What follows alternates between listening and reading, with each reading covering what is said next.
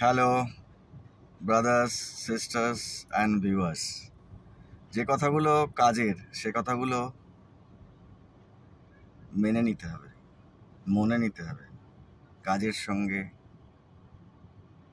জড়িয়ে নিতে হবে, কাজের সঙ্গে সঙ্গে রাখতে হবে, শুনতে হবে, শোনাতে হবে এবং সে অনুযায়ী নিজের অ্যাক্টিভিটিসগুলো ঠিক করতে হবে।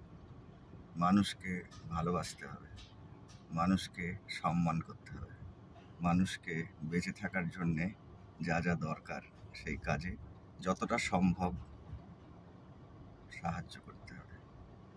তবে জীবন, সময়, সম্পর্ক সব কিছু উন্নত হবে।